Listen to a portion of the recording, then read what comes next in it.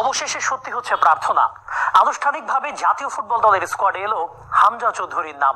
Asian cup বাছাইয়ে ভারতের বিপক্ষে match সামনে রেখে বাফুফের ঘোষিত 38 জনের প্রাথমিক স্কোয়াডে আছেন আরেকজন প্রবাসী, তিনি ইতালির চতুর্থ বিভাগে খেলা ফাহমিদুল ইসলাম। এশিয়ান কাপ বাছাই পর্বে ভারতের বিপক্ষে ম্যাচ সামনে রেখে প্রস্তুতিতে নামার অপেক্ষায় বাংলাদেশ ফুটবল দল। সেই ম্যাচের আগে ঘোষিত প্রাথমিক স্কোয়াডে সবাই খুঁজছিল একটি নাম।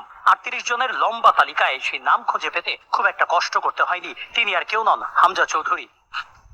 ইংলিশ প্রিমিয়ার লিগে খেলা হামজা চৌধুরীর শেকড় লুকিয়ে বাংলাদেশে। সেই শেকড়ের ডাকে দীর্ঘ প্রতীক্ষার অবসান ঘটিয়ে লাল সবুজের জার্সিতে খেলতে সম্মতি জানান হামজা। তারপর ক্ষণ গণনা শুরু। ভারত ম্যাচের প্রাথমিক স্কোয়াডে হামজার নাম থাকাটাই অনুমিত ছিল, সেই স্বপ্নই হতে যাচ্ছে সত্যি।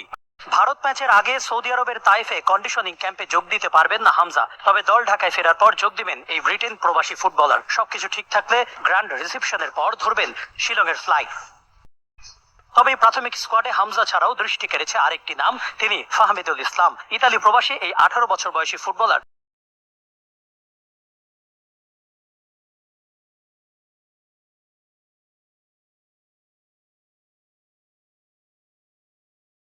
প্রাথমিক স্কোয়াডে 38 জনের মধ্যে সর্বাধিক 14 জন আছেন বসুন্ধরা কিংসের, 8 জন ঢাকা আবাহনী এবং 6 জন আছেন মোহামেডানের। আর দীর্ঘদিন ঘরোয়া ও প্রতিযোগিতামূলক ফুটবলের বাইরে থাকা অধিনায়ক জামাল ভুঁইয়াও আছেন প্রাথমিক স্কোয়াডে।